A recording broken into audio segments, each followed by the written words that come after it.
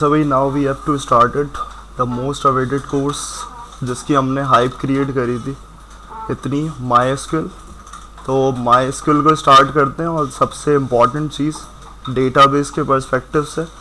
तो यहाँ पे हम देखते हैं कि सबसे पहले इंट्रोडक्शन के MySQL है क्या और उसमें क्या लैंग्वेज यूज़ हो रही होती है और किस पर्सपेक्टिव के, और हमने वो आइडिया लेते हुए आए हैं हम XML JSON से कि वो क्या चीज़ होती है, किस लिए इम्प्लीमेंट किया जाता है, डेटाबेस क्या होता है। तो थोड़ा बहुत आइडिया वहाँ पर भी हमने डिस्कस किया है।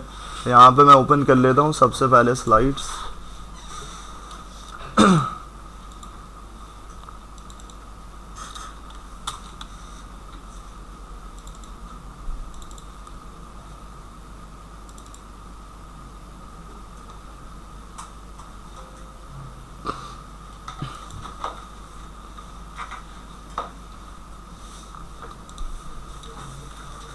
अब देखो सबसे पहली चीज़ है MySQL को समझना है। तुम्हारे पास MySQL क्या है, तो यहाँ पर सबसे पहली चीज़ कि ये ओपन सोर्स टूल है। ओपन सोर्स का मतलब कोई भी ऑर्गेनाइजेशन है, कोई भी है वो फ्री, या फिर कोई भी स्टूडेंट है वो क्या कर सकता है, अगर उसको डेटाबेस पे काम करना है तो वो एक चीज़ यूज़ करेगा। हर चीज़ को इस्तेमाल करने के लिए, किसी चीज़ को भी इम्प्लीमेंट करने के लिए एक टूल रिक्वायर्ड होता है। तो वो क्या है, MySQL हमारे पास एक ओपन सोर्स टूल है जिसके अंदर हम क्या करते हैं, हम डेटाबेस से रिलेटेड सारी चीज़ें करते हैं, यानी कि डेटाबेस मैनेजमेंट सिस्टम।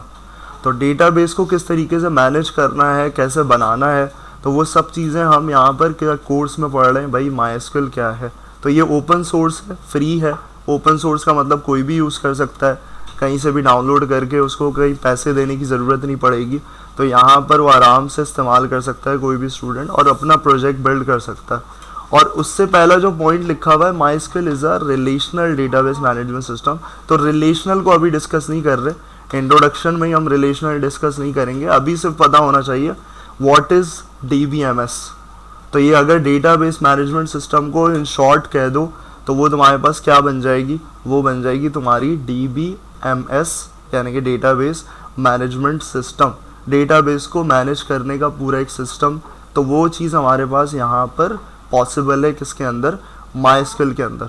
और MySQL किसके लिए आइडियल, आइडियल कहाँ पर है कि किस में इस्तेमाल कर सकते हैं, तो हम दोनों चीज़ों में इस्तेमाल कर सकते हैं। अगर हमारी स्मॉल एप्लीकेशंस हैं या फिर लार्ज एप्लीकेशन से मुराद वेबसाइट की ही बात हो रही है। वर्ड्स अलग होते हैं, कीवर्ड्स डिफरेंट होते हैं, मतलब मीनिंग एक ही होती है। तो यहाँ लार्ज और स्मॉल एप्लीकेशन से यही मुराद है कि भाई हमारे पास हम कोई छोटी एप्लीकेशन बना रहे हो, चाहे वो 3 पेजेस की हो या फिर छोटे उसके लिए हो, डोमेन के लिए, तो वहाँ पर भी इस्तेमाल कर सकते हैं, और लार्ज एप्लीकेशंस के लिए भी इस्तेमाल कर सकते हैं। और तीसरी हमारे पास जो 5वां पॉइंट है, MySQL is very fast, reliable, scalable and easy to use. तो ये सारी फैसिलिटी MySQL के अंदर है। फास्ट का मतलब फास्ट एग्जीक्यूशन होती है, टाइमली नहीं है क्योंकि इसका सेटअप छोटा सा है और ये स्पेस कम लेता है, तो हमें इंस्टॉलेशन ये सारी चीज़ें बहुत आराम से हो जाती हैं। रिलायबल का मतलब है कि हम इस पर डिपेंडेंट हो सकते हैं, कि हमने कोई डेटाबेस क्रिएट किया तो ऐसा नहीं होगा कि ये क्रैश कर जाए। तो रिलायबिलिटी का मतलब होता है कि हम अगर काम कर रहे हैं उस पर तो वो एक रिलायबल पैटर्न पे चल रहा है, यानी कि हमें खदशा नहीं होगा कि कभी हमने 1 महीने बाद खोल के डेटा देखा तो वहाँ पर कुछ भी नहीं है, एग्जिस्ट नहीं कर रहा, या फिर मशीन सपोर्ट नहीं कर रही उसको। तो और दूसरी चीज़ स्केलेबल, स्केलेबल का मतलब है कितना सपोर्ट कर सकता है, तो कितनी स्केलेबिलिटी है उसके अंदर, कितनी चीज़ें हम इम्प्लीमेंट कर सकते हैं। और इजी टू यूज़, आसान है सबके लिए, सबके लिए अंडरस्टैंडेबल है। कोई भी नया आएगा तो यूज़र फ्रेंडली कह सकते हो उसको। इजी टू यूज़ का मतलब है कोई भी उस पैनल को देख के अंडरस्टैंड कर सकता है, न्यू कमर, कि भाई हाँ ये इस तरीके से ये वाले काम हो रहा है, ये मैनिपुलेट। और फिर 6 point, MySQL is cross platform. तो क्रॉस प्लेटफॉर्मिंग का मतलब क्या है कि किसी भी उस पर चल सकता है, विंडोज़ पे भी चल सकता है। क्रॉस प्लेटफॉर्मिंग का मतलब होता है कि कोई भी ऑपरेटिंग सिस्टम हो किसी भी तरीके का, हम किस पे इस्तेमाल करते हैं सारे सॉफ्टवेयर, हमारे पास जो पीसी में होता है ऑपरेटिंग सिस्टम, सिर्फ ऑपरेटिंग सिस्टम हमारे पास नहीं है, हमारे पास लिनक्स भी है, यूनिक्स भी है, डिफरेंट टाइप्स के हमारे पास क्या हैं, प्लेटफॉर्म्स मौजूद हैं। तो हर प्लेटफॉर्म के क्या है हमारे पास, अगर ये क्रॉस प्लेटफॉर्म नहीं होता तो ये सिर्फ विंडोज़ के लिए होता शायद, या फिर यूनिक्स के लिए बनाया जाता। तो वहाँ अगर ऐसा क्रॉस प्लेटफॉर्म कोई सॉफ्टवेयर नहीं है तो वो क्या होता है, मसला होता है। MySQL is compliant with the ANSI SQL standard, यानी कि जो फॉलो करता है MySQL, वो किसको स्टैंडर्ड को फॉलो करता है, वो करता है तुम्हारे SQL को। SQL का मतलब होता है स्ट्रक्चर्ड क्वेरी लैंग्वेज। हर प्रोग्रामिंग में पढ़ते हुए आ रहे हो, हर जगह लैंग्वेज की बात होती है। जावास्क्रिप्ट थी, क्लाइंट साइड स्क्रिप्टिंग लैंग्वेज थी, क्यों थी उसको डिस्कस किया है। तो इसी तरीके से जितने भी तुम्हारे पास डेटाबेस के प्लेटफॉर्म्स हैं जो डेटाबेस मैनेजमेंट सिस्टम प्रोवाइड करते हैं, तो वहाँ कौन सी लैंग्वेज फॉलो होती है, स्ट्रक्चर्ड क्वेरी लैंग्वेज।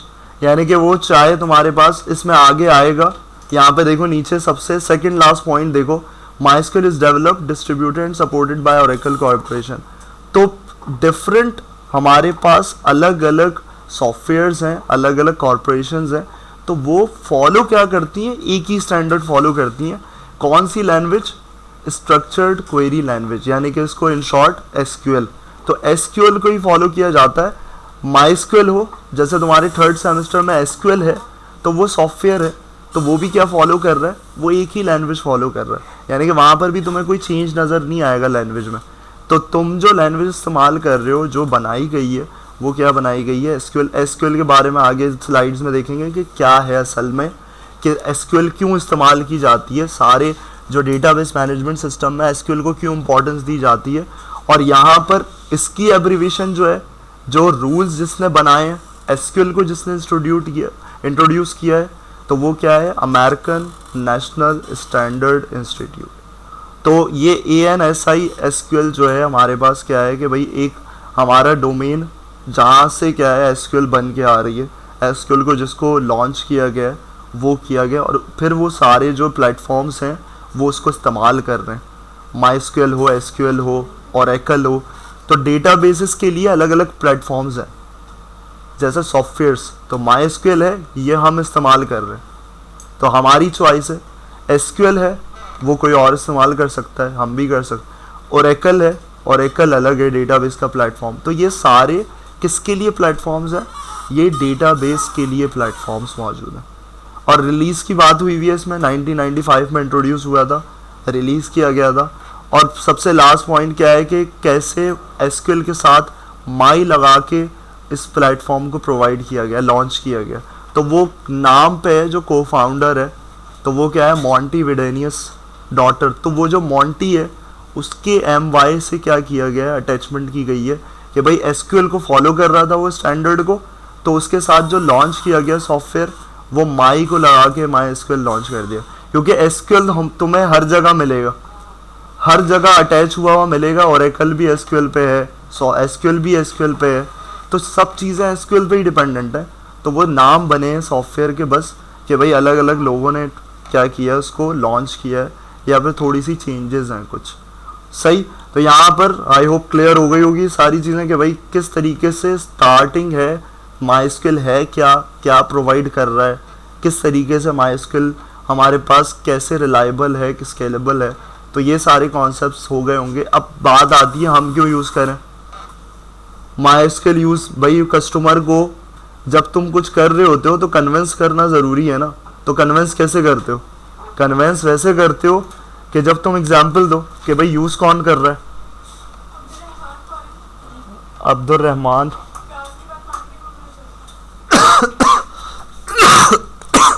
तो यहाँ पर सबसे इम्पॉर्टेंट चीज़ होती है कि कस्टमर को कन्विंस करना कि भाई MySQL, मैं बोलूँ, मेरी कंपनी बोले कि हम MySQL पे डेटाबेस बना के देंगे आपकी एप्लीकेशन का, आपकी एप्लीकेशन जो इंटीग्रेट की जाएगी वो MySQL से की जाएगी, तो वो पूछेगा कि भाई MySQL ही क्यों यूज़ कर रहे हो। तो उसकी एग्जांपल क्या होगी कि पॉपुलर चीज़ों को ही डिस्कस किया जाता है फिर। तो वो जो पॉपुलर चीज़ें हैं कि तुम्हारे पास जो ये वेबसाइट्स हैं बड़ी बड़ी, यूट्यूब हो गया, जो तुम यूज़ करते हो, तो रिलेटेबल कैसे होगा, कोई भी वो पॉपुलर वेबसाइट जो खुद इस्तेमाल करता होगा। गिटहब हम यूज़ करके आए, तो वो जो सारी चीज़ें स्टोर्ड हो रही थी वो कहीं ना कहीं सेव हो रही थी ना, हमारी फाइल, हमारी इंफॉर्मेशन, तो वो सब कहाँ होगी, वो डेटाबेस के अंदर होगी। डेटाबेस मैनेजमेंट सिस्टम का नाम ही यही है कि डेटा स्टोर्ड करना। तो वो गिटहब हो गया, यूट्यूब हो गया, उबर है और ट्विटर है, फेसबुक, ये सब क्या कर रहे हैं, किस प्लेटफॉर्म को सपोर्ट कर रहे हैं, किसको यूज़ कर रहे हैं, माइस्क्यूएल को यूज़ कर रहे हैं, सही। और दूसरी सेकंड पॉइंट जो है कंटेंट मैनेजमेंट सिस्टम, जो फ्रेमवर्क्स हैं वर्डप्रेस, ड्रूपल, जूमला, तो ये सब किस पे बने हुए हैं, ये सारे पीएचपी पे बने हुए हैं। यहाँ पर आसानी से बन जाती है वेबसाइट, डेवलपमेंट हो जाती है। तो ये कोर नहीं होता। कोर का जो वर्ड यूज़ कर रहा हूँ CORE, कोर का मतलब होता है इनिशियल स्क्रैच से, खुद से अपनी इम्प्लीमेंटेशन करना, शुरू से लेके आखिर तक हर फंक्शनैलिटी को डिफाइन करना। लेकिन ये जो तुम्हारे पास CMS होते हैं, ये पहले से बनी हुई होती हैं कुछ चीज़ें, सिर्फ हमें इस्तेमाल करना होता है। तो यहाँ पर ये यूजेबिलिटी बताई हुई है, very large number of web developers around the world. तो यहाँ तुम्हारे पास यूज़ नहीं लिखा हुआ, कि यहाँ लिखा होना चाहिए था very large number of web developers use MySQL around the world. तो वेब डेवलपर्स इसी को इस्तेमाल कर रहे हैं, माइस्क्यूएल को। तो इसलिए हम यहाँ पर इस कोर्स को इसलिए पढ़ा जा रहा है कि भाई यहाँ इम्पोर्टेंस है। माइस्क्यूएल की डिस्कशन हो गई, हमने ये समझ लिया प्लेटफॉर्म कौन सा इस्तेमाल कर रहे हैं। तो पहला सेक्शन, तो लेक्चर जब यहाँ पर चल रहा है तो सेक्शन में डिवाइड करो डाइजेशन के लिए, कि तुम्हारा ऐसा नहीं है फ्लो चल रहा है, सीक्वेंस माइस्क्यूएल आ गया, डेटाबेस आ गया, क्या है टेबल क्या है। तो वो चीज़ माइस्क्यूएल थी, प्लेटफॉर्म की बात थी कि डेटाबेस मैनेजमेंट सिस्टम हमें कहाँ इम्प्लीमेंट करना है। तो वो चीज़ थी, 2-3 स्लाइड्स उस पर डिपेंडेंट थी। तो यहाँ अब सेकेंड चीज़ आती है जो सबसे मेन, कि व्हाट इज़ डेटाबेस। अगर तुम एज अ डेटाबेस एडमिनिस्ट्रेटर जाते हो तो सबसे पहला सवाल तुमसे यही होगा, डेटाबेस। अगर तुम डेटाबेस को ही जस्टिफाई नहीं कर सके तो तुम्हारा कोई फ़ायदा ही नहीं। आगे तुम्हें भले स्किल्स आती हो, तुम्हें पता हो कि डेटाबेस कैसे क्रिएट किया जाता है, कैसे टेबल बनाए जाते हैं, लेकिन जस्टिफिकेशन ज़रूरी होती है कि भाई डेटाबेस है क्या। तो डेटाबेस क्या है, तो यहाँ पर देखो, a database is a collection of information that is organised so that it can be easily accessed, managed and update। तो यहाँ वर्ड यूज हुआ है कि ऑर्गेनाइज्ड। डेटाबेस क्या है, कलेक्शन ऑफ इंफॉर्मेशन। इंफॉर्मेशन कैसे कलेक्ट होगी डेटाबेस के अंदर, टेबल की सूरत में। मिसाल के तौर पर डेटाबेस के अंदर टीचर का, हमारे पास स्कूल का डेटाबेस है तो उसमें टीचर होगा, टीचर का टेबल है, उसमें टीचर की इंफॉर्मेशन। स्टूडेंट का टेबल है, उसमें स्टूडेंट की इंफॉर्मेशन। डिपार्टमेंट का टेबल है तो उसमें डिपार्टमेंट की इंफॉर्मेशन। तो जितने हमारे पास सारे सेक्शंस हैं, कोई किसी को याद है कि XML में मैंने एक वर्ड यूज़ किया था डेटाबेस से रिलेट करते हुए, और उसमें तुम लोगों की वही स्टूडेंट आईडी की एग्जांपल दी थी, इनरोलमेंट आईडी की। तो वहाँ एक वर्ड था डेटाबेस के अंदर बड़ा इम्पॉर्टेंट। तो ये जो मैंने टीचर का जिक्र किया है, स्टूडेंट का जिक्र किया है, ये क्या है, एंटिटी। गुड। तो एंटिटी का मैंने जिक्र किया था, तो ये सबसे मेन कोर कॉन्सेप्ट है डेटाबेस के अंदर। तो टीचर जो है वो एक एंटिटी है, यानी कि मैं अगर हूँ एक एज अ टीचर तो मैं एक एंटिटी हूँ, तुम हो एक स्टूडेंट। तो अगर हम बोलें कि इस एरिया में, इस लैब में कितनी एंटिटीज़ है, एक एंटिटी नहीं है, जितने लोग हैं उतनी एंटिटीज़ बन रही हैं, सही। तो यहाँ पर जितने भी तुम्हारे पास इंफॉर्मेशन जो है ऑर्गेनाइज फॉर्म में अगर आ रही है, ऑर्गेनाइज पे डिपेंडेंट है वर्ड। हमारे पास हम डेटा स्टोर कहाँ कर सकते हैं, अगर कोई एग्जांपल याद आ रही है तुम्हें, डेटाबेस स्टोर, वो भी मैंने बताई थी कि डेटाबेस अगर नहीं है तो डेटाबेस स्टोर करने का पैटर्न, जो अगर समझो 1995 से पहले कहाँ स्टोर होता होगा डेटा, कोई ऐसा सिस्टम होगा कहीं ना कहीं, वो जो अभी हम भी यूज़ करते हैं, उसको इस्तेमाल करते हैं। वो भी हमने रिलेट किया था XML में, मैंने बताया था, खोला भी था, पढ़ भी चुके हो। कहाँ डेटा स्टोर कर रहे हो, तो टेबल्स की फॉर्मेट में। कहाँ करते हो भाई हुज़ैफा, टेबल्स की फॉर्मेट में डेटा कहाँ पर स्टोर हो रहा होता,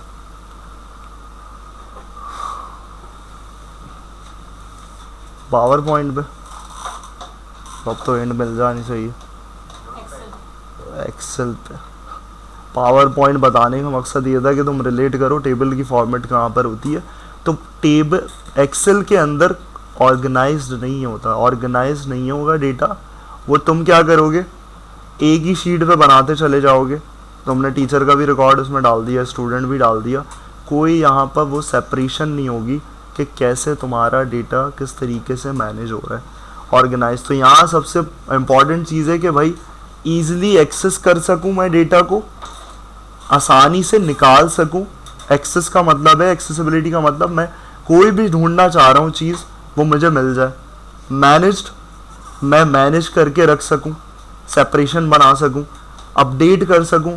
किसी की चीज़ है, कोई अपडेट करना है डेटा, तो वो सब चीज़ें क्या हैं, डेटाबेस की डेफिनेशन असल में ये बनती है कि ऑर्गेनाइज फॉर्मेट में अपने डेटा को रखना। तो वो क्या है, वो है तुम्हारे पास तुम्हारा डेटाबेस। तो अगर उर्दू में अगर इसको सम अप करें तो वो क्या है कि भाई अगर हम अपनी इंफॉर्मेशन को, बहुत सारी इंफॉर्मेशन को एक ऑर्गेनाइज पैटर्न में रख रहे हैं तो उसका नाम क्या है, डेटाबेस। और लास्ट चीज़ हमारे पास, व्हाट इज़ डेटाबेस? टेबल।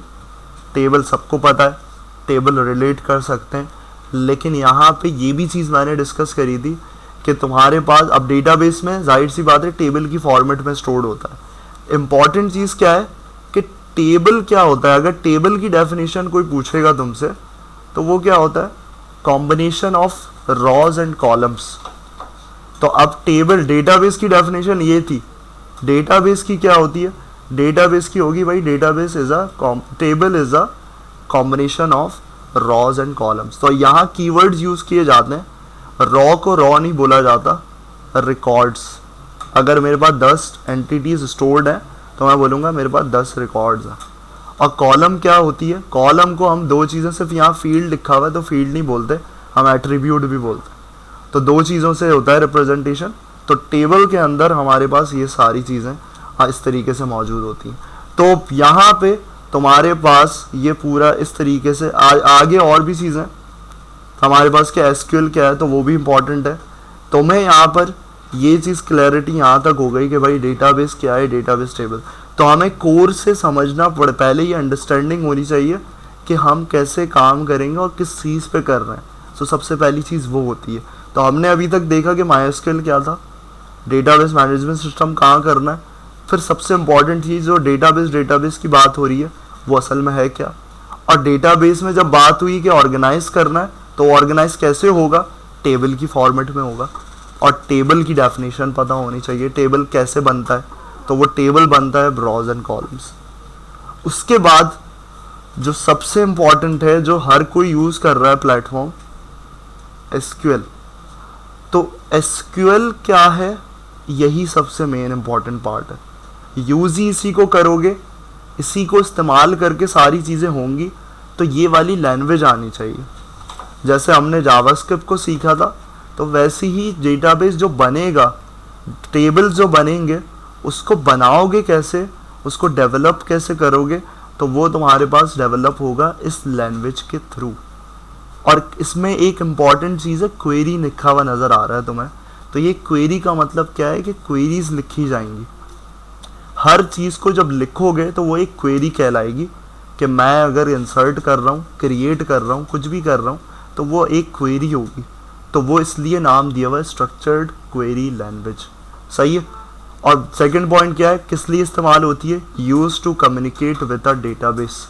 यानी कि अगर डेटाबेस मैनेजमेंट सिस्टम इस कर रहे हो तो तुम्हारे लिए, डेटाबेस एडमिनिस्ट्रेटर के लिए सबसे मेन इंपॉर्टेंट पार्ट है कि उसको एसक्यूएल का पता होना ज़रूरी है, एसक्यूएल की स्किल होना ज़रूरी है उसके पास। तभी वो क्या कर सकता है, डेटाबेस से कम्युनिकेशन कर सकता है।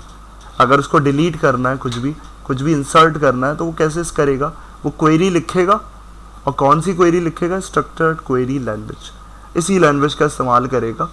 तो यहाँ पे क्रड ऑपरेशन तुम्हें नज़र आ रहा है, हर चीज़ का एक कोर मेन पार्ट होता है। तो वो क्या होता है, क्रड पे चलती है सारी चीज़ें। क्रड क्या है, शॉर्ट फॉर्म है क्रिएट, रीड, अपडेट, डिलीट। इसके अलावा डेटा पे एक और कोई चीज़ इंप्लीमेंट नहीं होती। अगर तुमसे कोई पूछे भाई डेटा पे क्या क्या इंप्लीमेंट कर सकते हो, तो तुम बोल सकते हो डेटा क्रिएट हो सकता है, इंसर्शन हो सकती है डेटा की, डिलीट हो सकता है और अपडेशन। इसके अलावा और कुछ हो ही नहीं सकता, और कोई पॉसिबिलिटी नहीं है। यही 4 चीज़ें होती हैं। तो उसको अगर शॉर्ट में बोल दो क्रड। तो यहाँ कोई कर्ड करते हुए घूमते हैं, सीक्वेंस को चेंज करते हैं। तो सीक्वेंस को चेंज करना ये गलत है। अगर कोई लॉजिकली तुम्हें फंसा दे तो वो बोलेगा कि भाई अगर तुम कर्ड बोल रहे हो तो कर्ड तो अजीब सा है, पहले क्रिएट होगा, फिर उसके बाद रिट्रीव होगा, फिर अपडेट होता है और फिर डिलीट का स्टेप आता है। तो सीक्वेंस इंपॉर्टेंट है। सीक्वेंस ज़रूरी है कि क्रिएट नहीं होगा तो तुम पहले आर को डाल दो शॉर्ट फॉर्म में, तो रीड कैसे करोगे जब क्रिएट ही नहीं हुआ है कोई डेटा। तो देखना जब है जब तुम्हारे पास डला है कोई डेटा, जब देख पाओगे, और देख के अपडेट करोगे, बगैर देखे अपडेट नहीं करोगे। पहले डेटा सर्च करोगे, एक्सेस करोगे, फिर उसके बाद तुम्हारा अपडेशन का प्रोसेस होगा। और आखिरी स्टेप होता है कि भाई सब तीनों चीज़ें जब हैं तो मैं डिलीट कर रहा हूँ, कुछ कोई चीज़ हटानी है, तो वो सबसे लीस्ट हमारे पास पार्ट होता है। तो क्रड, इसलिए क्रड को सीक्वेंस में इसलिए लॉजिकली रखा हो। तो यहाँ पर देखो वो जो मैं बात कर रहा था सबसे पहले, ये वाली चीज़ अभी ये छोड़ देते हैं। RDBMS ये एडवांस कॉन्सेप्ट है, ये जब आते जाएंगे आहिस्ता आहिस्ता समझ में आता जाएगा, उस वक्त ये वाली सारी चीज़ें। यहाँ पे ये जो मैं बोल रहा था, बात हो रही थी कि प्लेटफॉर्म्स अलग अलग क्या यूज़ कर रहे होते हैं, सब इस लैंग्वेज को यूज़ कर रहे हैं। MySQL डेटाबेस हो गया, Oracle हो गया, माइक्रोसॉफ्ट SQL सर्वर हो गया। माइक्रोसॉफ्ट एक्सेस किसका पार्ट है? एक्सेल के साथ आता है, उसी के अंदर सॉफ्टवेयर होता है, सबसे पुराना है, पुराना जो अब यूज़ नहीं होता। तो माइक्रोसॉफ्ट एक्सेस हो गया। तो कुछ कंपनीज़ हैं वो यूज़ करती हैं जो पुराने पैटर्न पे चल रही हैं। तो इस तरीके से तुम्हारे पास क्या है कि भाई स्ट्रक्चर्ड क्वेरी लैंग्वेज, स्लाइड्स बहुत हैं, यहाँ तक तुम्हारी डाइजेशंस काफ़ी है कि ये कोर कॉन्सेप्ट्स पता होने चाहिए कि कैसे सीक्वेंस है, सिनेरियो, बहुत सारी चीज़ें हैं, लेकिन यहाँ पर अभी हमारे लिए इतना काफ़ी है। और यहाँ आप क्या करते हैं, यहाँ आप उससे फेमिलियर हो जाते हैं, हमने स्लाइड देख ली, पैटर्न देख लिया कि क्या है डेटाबेस, कि हम यूज़ क्या करेंगे। तो MySQL देखो, MySQL डायरेक्टली नहीं मिलेगा तुम्हें, तो कोई सर्विस प्रोवाइडर को यूज़ करना पड़ेगा। जैसे हमने बात करी थी कि वेदर API में सर्विस प्रोवाइडर होता है, तो सर्विस प्रोवाइडर क्या है? जो सर्विस दे रहा। तो यहाँ पे एक हमारे पास कॉम्बो है जिसमें बहुत सारी चीज़ें हमें सारी मिला के मिल जाएंगी। पहले क्या होता था कि ये दो चीज़ें नहीं थी जब, तो तब हमें PHP अलग डाउनलोड करनी पड़ती थी, डेटा MySQL अलग डाउनलोड करना पड़ता था। लेकिन अब ये जो सर्वर है ये तुम्हें सब चीज़ें दे रहा है, तो वो क्या है? वो तुम्हारे पास है XAMPP। तो हम जो काम करेंगे, इम्प्लीमेंटेशन करेंगे, वो XAMPP पे करेंगे, और अभी पता चल जाएगा कि XAMPP की एब्रीविएशन क्या है, वो उसकी वेबसाइट पे लिखी हुई है, और इसको क्यों नाम दिया गया है XAMPP का। तो इसमें हम XAMPP में सारी एब्रीविएशंस का इस्तेमाल अभी नहीं कर रहे होंगे, हम कुछ स्पेसिफाइड चीज़ों पे चलेंगे। तो देखो सबसे पहली चीज़ कि भाई XAMPP जैसे ही सर्च करोगे तो यहाँ इंस्टॉलर्स हैं, downloads for Apache friends. Apache को अभी डिस्कस करेंगे कि क्या है अपाचे। तो देखो यहाँ पे इसकी वेबसाइट पे क्या है, XAMPP को XAMPP नाम क्यों दिया गया? वो इसलिए दिया गया। तो यहाँ देखो अपाचे, MariaDB, ये हम यहाँ पर इस्तेमाल नहीं कर रहे होंगे। PHP, पर्ल, तो PHP भी हमें मिल रही है इसके साथ हमें पर्ल भी मिल रही है। पर्ल अलग लैंग्वेज है एक, वो अगर यूज़ करना चाहता है कोई अगर कर रहा है, हमारा अभी डोमेन ही नहीं है पर्ल में, हमारा PHP पे फोकस होगा और MySQL पे। तो ये सब चीज़ें हमारे पास क्या हो रहा है, हमारे पास एक एनवायरनमेंट दे रहा है। यहाँ पर अगर देखो तो ये खुद डिफाइन कर रहा है, XAMPP is the most popular PHP development environment. तो यहाँ PHP पे जो भी वेबसाइट डेवलप करनी है उसके लिए सब चीज़ें कौन प्रोवाइड कर रहा है? XAMPP। तो एनवायरनमेंट किसको कहा जाता है? एनवायरनमेंट कहा जाता है मुझे सारी चीज़ें वहाँ पे एक्सेसिबल, मुझे ये चाहिए इस्तेमाल करना है, PHP चाहिए वो भी मिल जाए, मुझे MySQL चाहिए, डेटाबेस चाहिए वो भी मिल जाए। PHP जो है वो प्रोग्रामिंग लैंग्वेज है, यानी कि हम डेटाबेस, पहले हमें डेटाबेस पे फोकस करना है, डेटाबेस बन गया हमारे पास, जब प्रोग्रामिंग लैंग्वेज इस्तेमाल होगी कि डेटा को वेबसाइट पे कैसे लेकर आना है। अभी हमारा ये मोटिव नहीं होगा कि वेबसाइट पे क्या हो रहा है, डेटाबेस की बात होगी कि डेटा किस तरीके से मैनेज करना है, वो उसके क्या रूल्स हैं। PHP जब आगे आएगी वो नेक्स्ट कोर्स होगा कि वेबसाइट पे किस तरीके से इंटीग्रेट करना है अपना डेटा। तो ये डिफरेंस है, सही। तो यहाँ पर हमारा जो ये PHP डेवलपमेंट क्यों है, क्योंकि हमेशा आगे की बात होती है, डेवलप क्या होती है, PHP पे वेबसाइट होती है। डेटाबेस तो एक पार्ट है, एक सेपरेट पार्ट है जो पूरा करता है डेवलपमेंट को। तो यहाँ पे एनवायरनमेंट को बता रहा था मैं कि एनवायरनमेंट कैसे, क्यों कहा जाता है किसी चीज़ को, कि वहाँ सारी चीज़ें तुम्हें एक जगह प्रोवाइड की जा रही हैं जो तुम्हें यूज़ करनी है, तो वो एक एनवायरनमेंट होता है। तो XAMPP क्या है, एक एनवायरनमेंट है, तो एक सॉफ्टवेयर है जिसमें तुम्हें क्या चीज़ें सब अवेलेबल है। और नीचे वही चीज़ें सारी चीज़ें दे रहा है, ओपन सोर्स पैकेज है। तो जैम्प, अब देखो वर्ड्स डिफरेंट होता है, यहाँ पैकेज आ गया, तो पैकेज का मतलब भी सब कुछ दे रहा है, प्रोवाइड कर रहा है। तो इन्वायरमेंट पैकेज, ये सब चीज़ें तुम्हारे पास, ओपन सोर्स की बात हमने वैसे ही कर ली थी। तो अब क्या करना होगा, तुम्हें डाउनलोड करना होगा। तो देखो डिफरेंट ओपन क्रॉस प्लेटफॉर्मिंग की बात हुई थी, तो क्रॉस प्लेटफॉर्मिंग के लिए अवेलेबल है। कोई ऑपरेटिंग सिस्टम का यूज़र है तो वो करेगा डाउनलोड, कोई लिनक्स का यूज़र है वो ये करेगा, तो सबके लिए अवेलेबिलिटी है। तो यहाँ पे हम क्या करेंगे, यहाँ पर विंडोज़ के लिए डाउनलोड करोगे, और विंडोज़ के लिए डाउनलोड करोगे तो यहाँ पर तुम्हारे पास डाउनलोडिंग के लिए वो यहाँ पर प्रोसेस देगा इस तरीके से, वो तुम्हें दूसरी वेबसाइट पर रिफ्लेक्ट कर देगा, और यहाँ पे आके तुम्हारे पास यहाँ डाउनलोडिंग तुम्हारी स्टार्ट हो जाएगी। तो अब ये इंस्टॉलर होगा, इंस्टॉलर इसको टाइम लगेगा 150 MB, और इसकी इंस्टॉलेशन ना तुम्हें कोई टिक मार, जैसे गिट की इंस्टॉलेशन करी थी बिल्कुल वैसे ही होती है, कोई मुश्किल नहीं है। हमें ये समझना ज़रूरी था कि कैसे हो रहा है। तो इंस्टॉलेशन में यहाँ पर बहुत आसान है, 150 MB का बहुत अब इसमें टाइम लगेगा। तो मैं यहाँ पर ऑन करना तुम्हें बता दूंगा ये सारी चीज़ें किस तरीके से, ताकि तुम प्लेटफॉर्म को सेट कर लो। इतना काम करके आओ नेक्स्ट क्लास में, ताकि फिर आगे हम उस चीज़ को इम्प्लीमेंट कर रहे हो। तो यहाँ पे इंस्टॉलेशन कोई मुश्किल नहीं है, नेक्स्ट करना है। जहाँ पर भी इंस्टॉल कर रहे हो सी पे करोगे, सी पे रख के करना, कहीं और नहीं करना। तो ये सारे पॉइंट्स याद रखना। तो यहाँ पर इंस्टॉलर होगा, उसके बाद तुम्हारे पास सिस्टम में सर्च बार पे ऑटोमेटिकली वो जैम्प आ जाएगा। कैसे आएगा, यहाँ पे सर्च करोगे तो यहाँ तुम्हें जैम्प का कंट्रोल पैनल मिलेगा इंस्टॉलेशन के बाद। इसको ओपन करोगे तो यहाँ तुम्हें जो चीज़ें यूज़ करनी है, तुम्हारी जो रिक्वायरमेंट है वो तुम्हें क्या स्टार्ट करना होगा। तुम्हारे पास स्टार्ट नहीं हुआ होगा, वो ये इस तरीके से होगी, स्ट्रेट ऐसे होगी। तो ये सब चीज़ें तुम्हें स्टॉप हुई हुई मिलेंगी। स्टार्ट अगर करना है तो मुझे क्या करना है, मुझे अपाचे को स्टार्ट करना है, और मैं माइस्किल पे काम कर रहा हूँ तो मुझे माइस्किल स्टार्ट करना है। और अपाचे, अब देख लेते हैं अपाचे है क्या। तो अपाचे क्या है, सर्वर। हर चीज़ को चलाने के लिए एक सर्वर चाहिए होता है। तो ये लोकल इन्वायरमेंट तुम्हें क्या प्रोवाइड कर रहा है, ये एग्ज़ाम का इन्वायरमेंट तुम्हें लोकल सर्वर दे रहा है।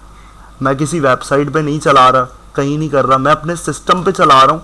तो मुझे सिस्टम पे भी सर्वर की ज़रूरत है, क्योंकि मुझे अपनी वेबसाइट को भी टेस्ट करना होगा PHP में। तो PHP का पार्ट भी यही चलेगा, PHP भी इसी पे सपोर्ट होके चलेगी अपाचे पे।